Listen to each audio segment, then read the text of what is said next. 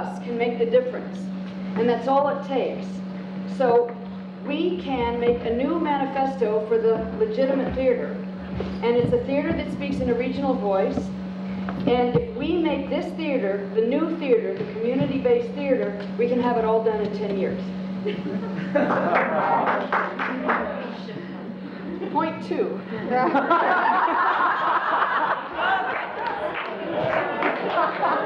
The key in all of this is to educate the people. There was sort of a group in our group who said we've got to educate the funders, and you've heard a lot about that this morning. There's another group that's saying we've got to educate the children.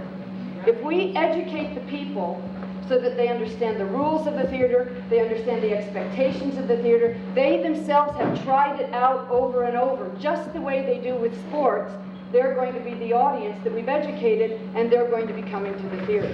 Homeward upon the rainbow, homeward now shall I journey, homeward upon the rainbow. Life unending and beyond it, yea, homeward now shall I journey. Joy unchanging and beyond it, yea, homeward now shall I journey. Homeward now shall I journey, homeward upon the rainbow. Homeward now shall I journey, homeward upon the rainbow.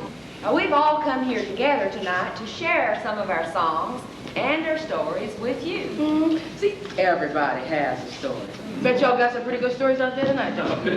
Well, see, what happens is we start thinking that our stories are stupid and silly, and that they're not worth much anymore. That's because it seems like somebody's always trying to tell our stories for us. But we got to tell it ourselves. Otherwise, how are we going to know it's us? If we don't listen to the stories of others, how are we going to know who they are? Our ancestors came over to this country on big boats with big sheets on them, looking for freedom. Our ancestors came over to this country in the belly of boats. They got here and some of them got kind of wild. Off the boats in chains and shackles they filed. Some of them started running after game. They were sold off, given a white man's Some of name. them died out. Some of them just died. But some of them, they kept on Oh, climbing. they kept on climbing. A little bit further on up into our Further mountains. and further away from the master. We started from the idea of what Grassroots is, and then we went to the fact that the process that's involved in grassroots arts organizations is itself its very core, its meaning, its being, and it is itself a paradigm for action, both political, educational, social, and everything else. And that in that paradigm is created a community as mainstream, so that it is not competing with what we consider already mainstream or trying to get into mainstream. So in those three areas, then we get validation, identity, integrity, we get power, we have social and educational cooperative processes that help us actually mirror the way that people do indeed work and live, and that gives us what we need, and we need to mine that. Stood hard and said, well, hey, it's a job needs to be did, and we got to be the one do it. We got to do it. Got to do it. So no sooner did that first Junebug get big enough to take the traveling out that swamp on his own. He commenced to going around from plantation to plantation. He was living by the way. He was taking to watching what people were saying and listening to what they was doing. And then, so people get a better idea what they could do to help change things and make things better. He would take and start telling people stories. Tell these over here what these over here have been up to.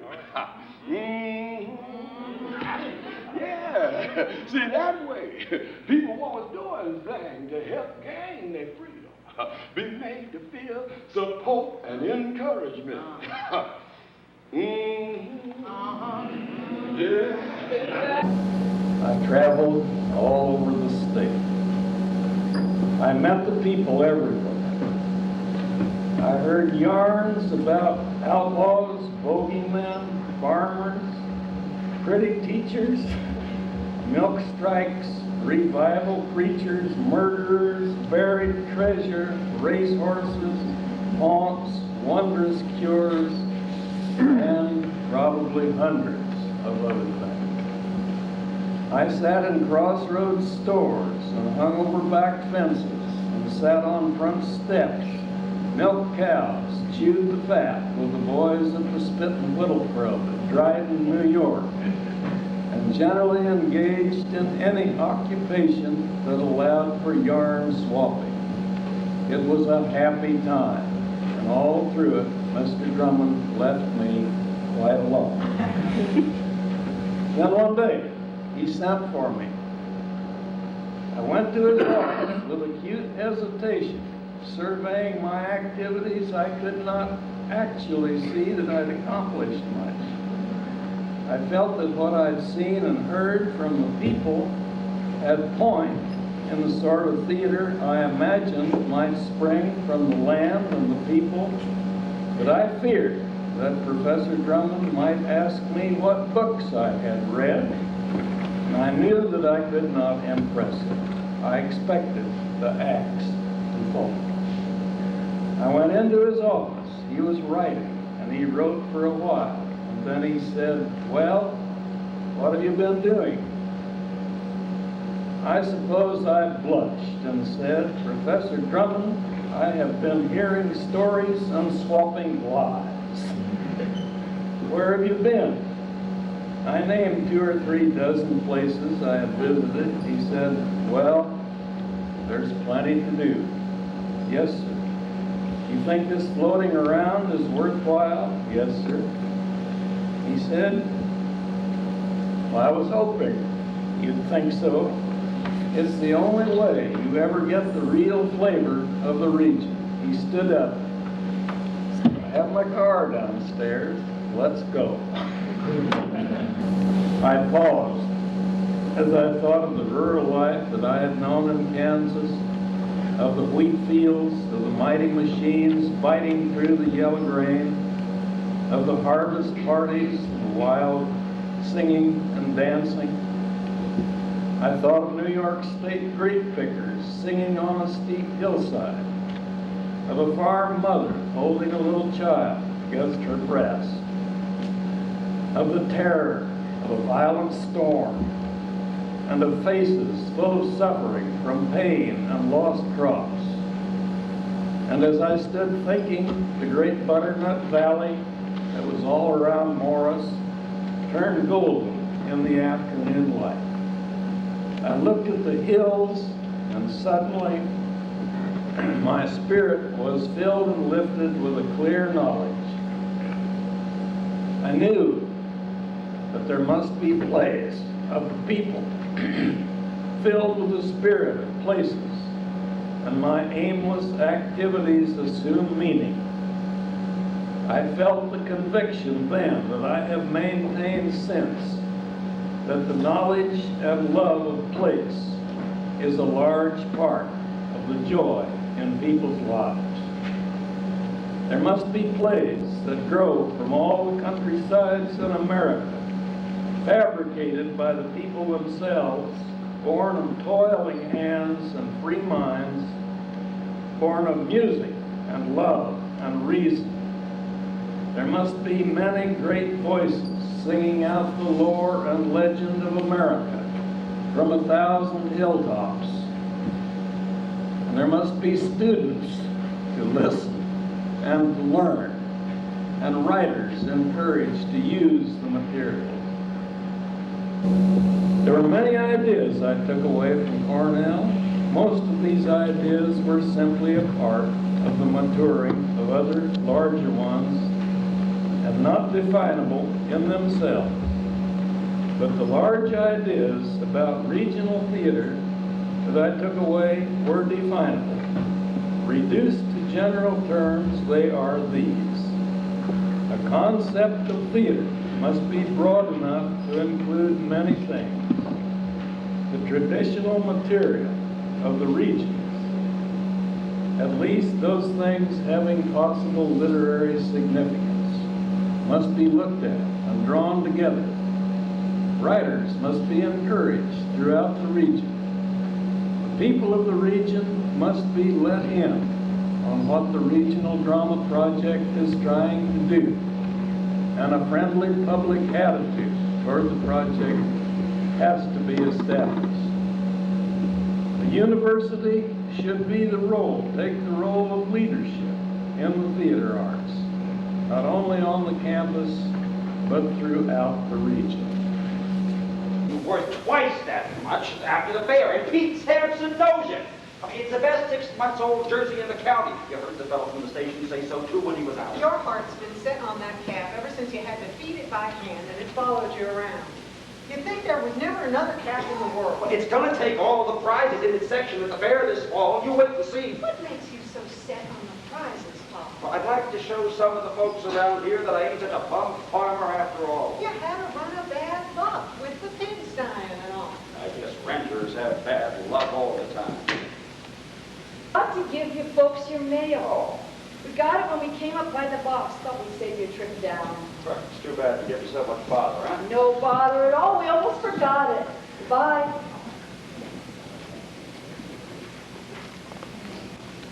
Any letters, Pop? I guess not. Oh, wait, yeah, I guess there is one.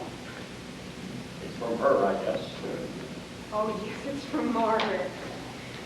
Telling us some more about when she's coming, I guess. Well, read it, Mom. Dear folks, I've only a second to write. We must rush for the train. Well, she went this Saturday. She's taking the train. Yeah, well, go on. Maybe she tells where she was going. Howard was ordered to go to Texas yesterday, and he didn't dare to try and put it off, so we were married this morning.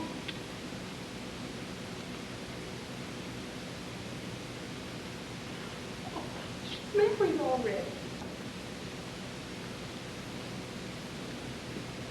that all she said? No, there's some more. I hope you won't mind. It will save you all the work and fuss. We'll try and come home after Howard gets done with this job.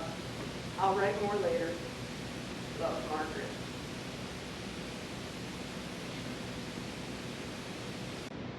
Oh, Paul, and you sold the cat.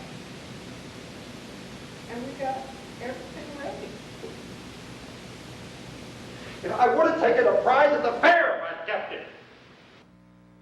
Now, what's going on in these sketches, the first one you're going to see is going to be presented to you twice. First in the original Spanish, it's not going to be long. And then in an awkward English translation, and it's awkward because it's very hard to translate the vernacular and the humor and everything else that goes along with it. To add to it that much of the dialogue was rhymed in this, not because of any long-standing rhyming tradition, but because of the humor and what have you that could be drawn from it. The first one is entitled Me Voy Pa Mexico, which is I'm going to Mexico. Okay. And in it you see the dynamics of push and pull, the tug, the beginning of an identity being played out on the stage, on the vaudeville stage among the common folk. And as I said today in the presentation this afternoon, it was women, the Mexican women, that became the battlefield at that time. So what we're seeing here is this conflict of culture as centered in women's rights and regulations vis-a-vis man's traditional role, etc. Now, as all of these sketches did, this has a completely traditional ending and resolution, and kind of raises the flag about going back to Mexico and going back to the original culture and all that kind of stuff. But the irony is, of course, the people who were in the United States were not going back to Mexico, and their families quite often never went back to Mexico. ¿Cuándo salimos, Panchito? Pues quién sabe, vida mía. Está muy mal lo que hicimos.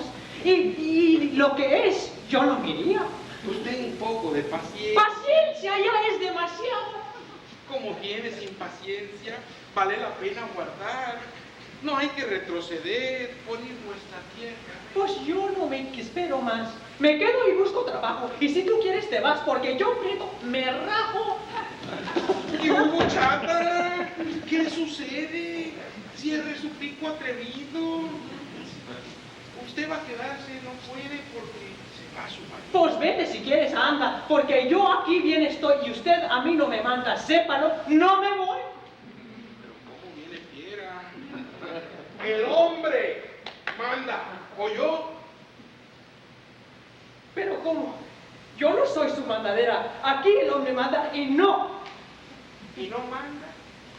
Eso creíste. No lo creí, que lo sé. Pues qué pronto te lo aprendiste y lo que yo te enseñé, qué pronto se te olvidó. El hombre es hombre, y debe ser respetado siempre por su compañera.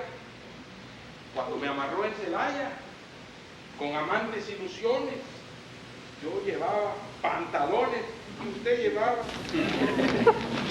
When are we leaving, Panchito? Who knows, my dear? What we did was very bad, and what's more, I won't be leaving. Have a little patience. Patience, it's already too much. Patient you are. It's worthwhile to be persevere. You shouldn't back down about going back to our homeland. I'm not waiting any longer. I'm staying here and I'm looking for work. If you want, you can go, handsome, because I'm not going. What's the matter, baby? What's wrong? Shut your smart mouth. You can't stay because your husband is leaving. Well, go ahead. Leave if you feel like it, because I'm fine right here. And you don't get me orders. Get that straight. I'm not going. You're really coming on like a wild animal. The man is the boss. Get it? I'm not your flunky. Over here, the man gives the orders and doesn't. He doesn't give the orders.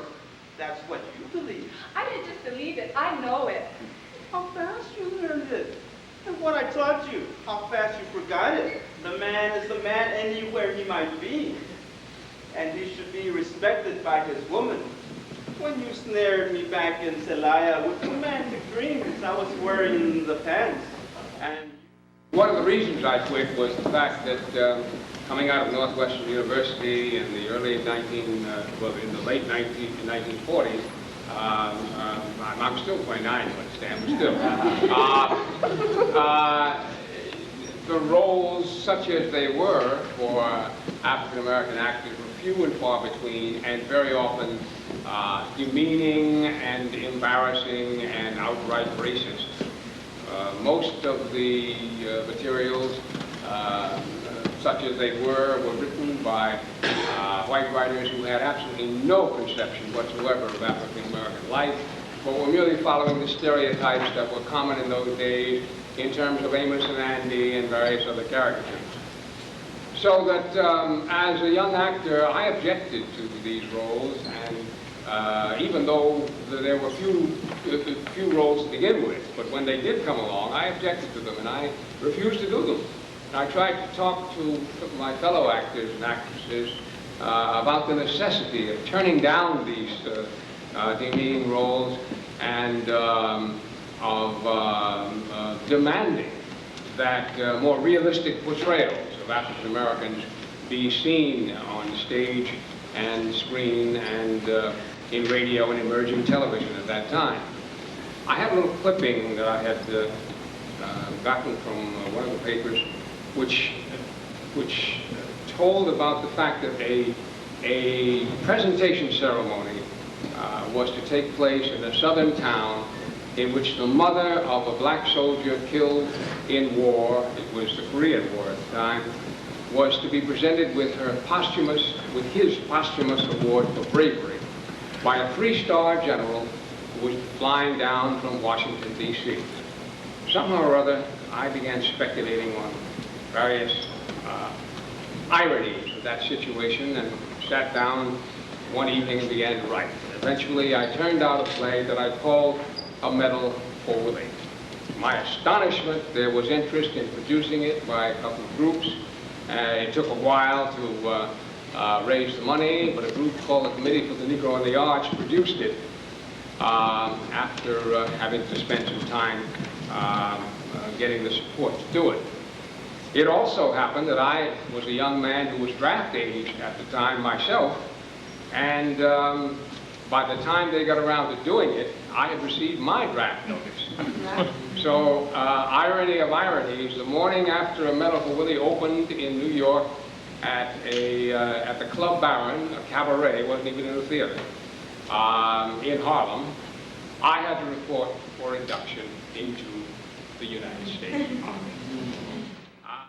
May not all be called upon to make the supreme sacrifice that Corporal Jackson so willingly made in order to protect the freedoms which are ours. But the inspiration and example of Corporal Jackson ought to fire every heart and soul with a burning zeal to meet the test and weather the storm. Our homes, our children, our traditions and our industries, our very existence in the world as a free and independent nation lie at stake. But I have little doubt that, as evidenced in the heroism of Midway's Willie Jackson, we Americans are going to meet the challenge and emerge victorious.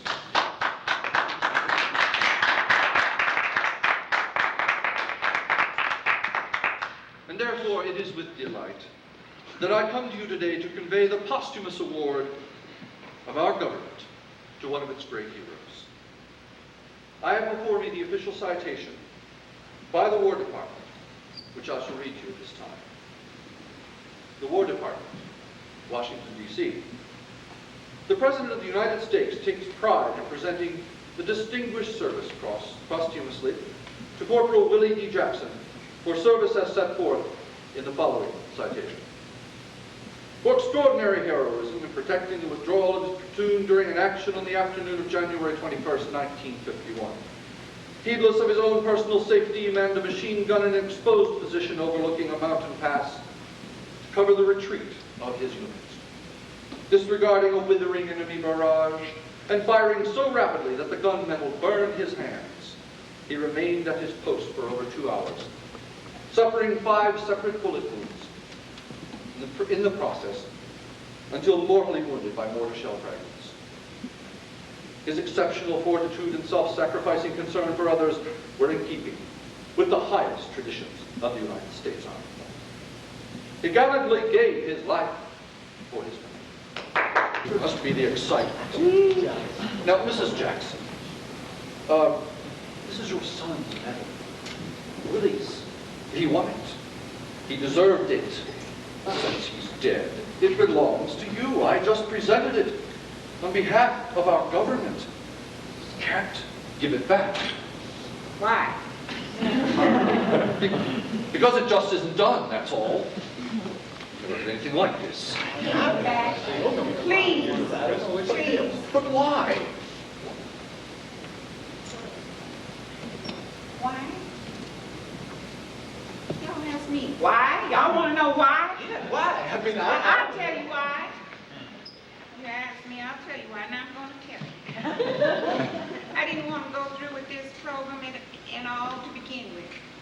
But standing here just now reading off them words, I knew I just can't, I can't be that much of a hypocrite.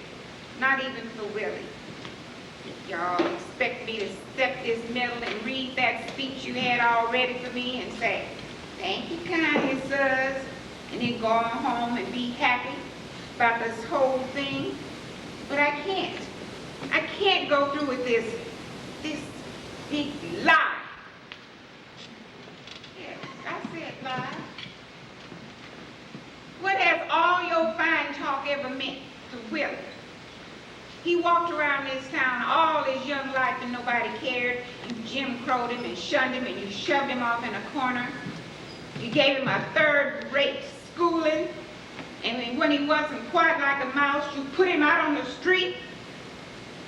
You looked down on him and you kept him down there because he was black and poor and didn't know no better than to believe that was the way things is supposed to be. Yes, my Willie was dumb in a lot of ways. He didn't know nothing about no ideologies or whatever you call it. He wasn't fighting because he hated anybody. He joined the army because he couldn't get a decent job here. Willie thought if he did what they told him in the army and didn't get in no trouble. Maybe someday he could come back home and walk down the street and be somebody. Willie tried so hard. He got himself killed. But he didn't know. Because even while y'all here supposed to be honoring Willie, you keep talking about keeping things the way they is. Willie didn't want to keep things the way they is, because it's always meant he come out holding the short end of the stick, the Jim Crow end, the poor folks end. That's why this is all such a big lie.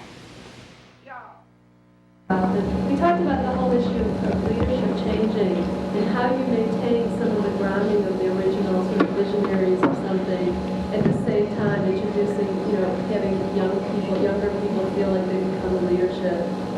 Next point was that artists need to validate each other's work across cultures and communities to develop a network of internal support among artists. The other is the need to open up channels and make open dialogue about race and race relations. To talk openly and honestly about the fact that we don't talk about it. To cross that line that many of us are so unwilling because we don't want to hurt each other's feelings. In addition to building up ties to make sure that we were serving our communities, we also wanted to make sure that we were taking positions of power within the organizations that existed, school boards, community boards, the activist groups, everything that, all the organizations that are set up at a community level to give voice to community issues and to disperse or direct the power within that. This whole problem of how we are mimicking the same sort of hierarchical structure in our own organizations that we are trying to confront in those organizations that we tend to think of ourselves as trying to subvert.